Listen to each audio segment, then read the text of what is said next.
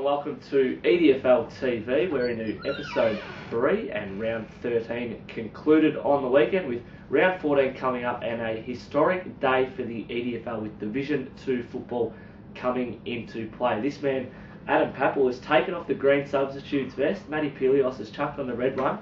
Omitted for today's action. Welcome, Adam. Doing a bit of house moving, old Matty. So yeah, welcome. Yeah, thanks, Michael. Good to be here again. Moving to Sandringham, we believe. Young Matty Pelios leaving the Essendon region. Geez, it's a bit of an upgrade there. He must have a few dollars in his back pocket, old Matty. We won't touch on that one, but just for everyone out there, Twitter and Facebook at EDFL Footy, facebook.com/EssendonDFL. Don't forget the radio, Northwest FM 98.9 is what we operate out of. All right, let's go through the Premier Division results from last round. And Maribyrnong Park weren't the only football team in Australia to kick a goal after the siren on the weekend wearing red, blue and yellow. Amazing. Gold Suns. Carmichael. After the siren. It was Corey Brown, the hero for Marby Park. 30 metres out, 45-degree angle. That's the sort of kick that every child dreams of doing, and after the siren he snagged it. Unbelievable. For Maribyrnong Park, they were down. They were down all day. Avondale Heights were giving a bit of a touch-up in the first half. Maribyrnong come back in the second half, and their finals hopes are still alive. Would have been a big loss for Marby if it happened to come about to Avondale Heights, but it was probably a game they should have won, which they in the end did, and it gives them a game gap on Oak Park, who got absolutely trounced by Aberfeldy. It was the match of the day broadcast. 114 points Abbas beaten by. Disgusting stuff by Oak Park. Abbas, I mean 3 weeks ago, Abbas were losing games. They're disgruntled. They've smashed 2 sides in the last 2 weeks. They're all of a sudden a premiership contender again.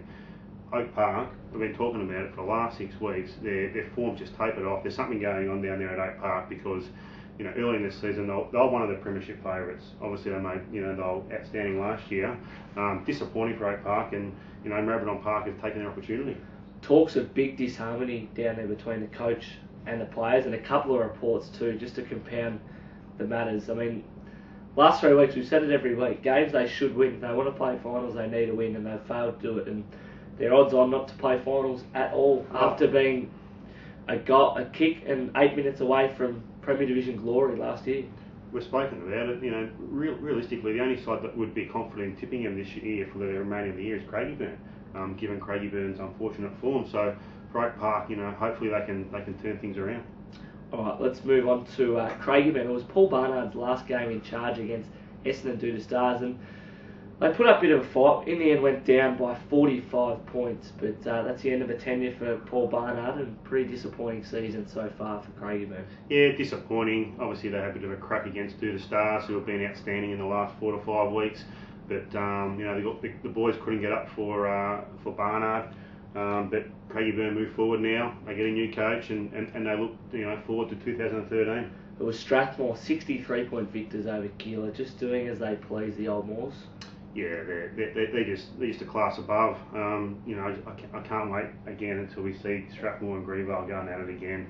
Hopefully Greenvale can get their full list in the park when that happens, but Strathmore just too good for Keilor, and it's probably going to be difficult now for Keilor to make the 4 you'd suggest. Speaking of Greenvale, they got over Pascoe Vale at home.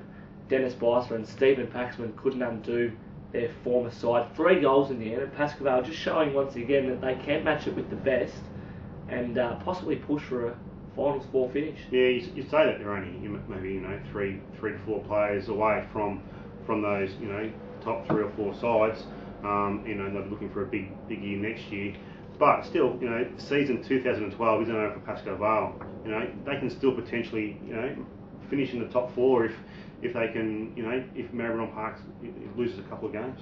Alright, let's go through the Premier Division ladder as it stands after 13 rounds. Strathmore 52 points, undefeated from 13 wins. Greenvale 12 wins, 48 points, and it's Aberfeldy. They are 2 games clear of 4th spot Marby Park, who are now a game clear of Oak Park, who sit outside the 4.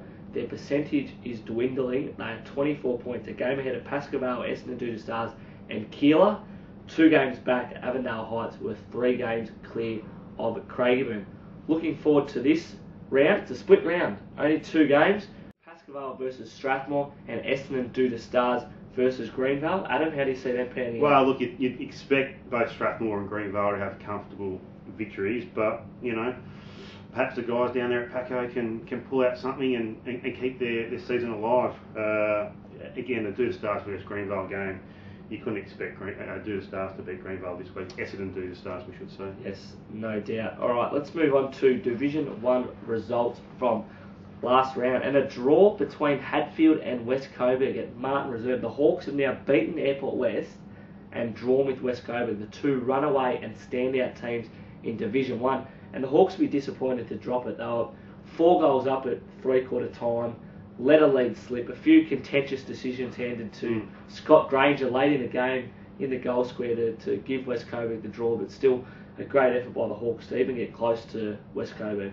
Yeah, I was checking the Twitter scores during the day, and I was extremely surprised to see Hatfield putting up a great effort like they did, given West Coburg's great form this year.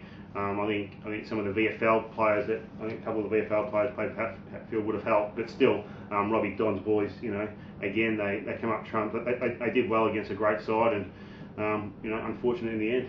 You speak of Polizzi and Wallace, the 2 VFL boys for Hadfield, playing for Williamstown. Haven't played the last few weeks. It just goes to show when they're in the team, they are easily a 4-goal better team. And they were without Dean Sonson too, who was playing for the Northern Blues. So, I mean, if they hadn't had him in the mix, they had all 3 of those when they beat Airport West, they're a totally different team, Hadfield. It just shows they've got a good core group, and when they get 2 or 3 class players into their team, they can match it with anyone.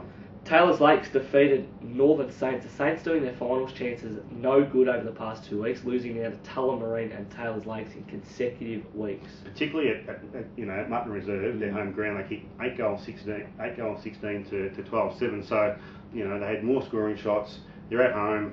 It was the one that got away for Northern Saints for mine. Really disappointing. East Keilor went out with a crack in Division 1. A few nasty scenes. Clayton Rogers ended up with a broken jaw, which we won't go into too much. But East Keilor only go down by 5 goals against Airport West. Just goes to show that East Keilor still have what it takes, despite the fact they're going down Division 2 to match it with teams in Division 1. Yeah, I mean, there was always going to be an unlucky side, and it was East Keilor. They'll go in as flag favourites for Division 2.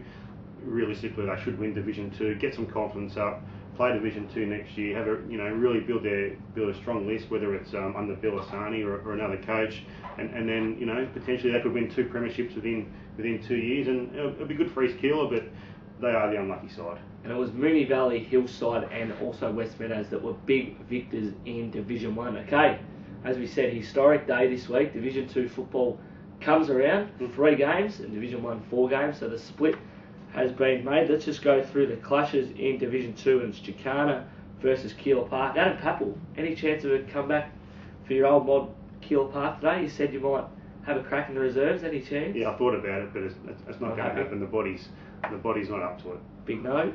Okay, Hillside versus Moonee Valley. Probably a battle of who's the second best team in this Division 2 competition between these 2 teams. And Moonee Valley in the last 3 or 4 weeks, they've been okay. I mean, Hillside have been pretty good too. But so this would actually be a pretty good game of Division 2 football. If the radio station isn't down there in Premier League, then perhaps they should be commentating on this game. No doubt. And East Keilor versus Roxburgh Park is the 3rd clash in Division 2 football to end the round. And again, Roxburgh Park have been competitive, but you just expect East Keilor, given the result from last week, to get the points. Right, let's go through the Division 1 games then. Tullamarine versus Airport West. And this is going to be an absolute cracking game. They've got a great rivalry, and they have for a great amount of time. Airport West obviously only won by 5 goals last week against East Keilor. So at Tullamarine, you'd almost give them a sneaky chance. If Vernon up forward and some of these guys can get hold of it, and if they can limit your Rogers and your Kenny. You never know, but maybe Airport West to just get over the line. Yeah, wouldn't be expecting Clayton Rogers to be fronting up Correct. with 2 breaks in the draw, but the other game is West Meadows versus West Coburg. Another great game, and West Coburg have to go down to West Meadows, so home ground advantage for West Meadows. You'd probably expect West Coburg to get over the line though. Glenroy versus Taylor's Lakes. again, Match of the day broadcast, 98.9 Northwest FM, by the way. As soon as this split happened, this is going to be the end result. Great games of Division 1 football. They're all great games. Glenroy versus Tales Lakes. How can you pick that? I mean, they've both been going fantastic. You'd go for Glenroy just because it's at home. Yep, and the other one is Northern Saints versus Hadfield. As we said, 4 cracking games in Division 1. Yeah, look, if it's going to, I'd suggest that the Hatfield VFL players aren't going to be available this week, so I'm going to go for Northern Saints. Yep, wise call on that one. Alright, don't forget, as we said, Glenroy versus Taylors Lakes is the match of the day broadcast. That's 2 p.m. at 98.9 on Saturday. Don't forget, 10 a.m. you can hear Adam and myself on the EDFL Footy Show. That's in the morning. And don't forget, always Facebook and Twitter, facebook.com/SNDFL and at EDFL Footy. We'll catch you next week for another EDFL Web TV Footy Show.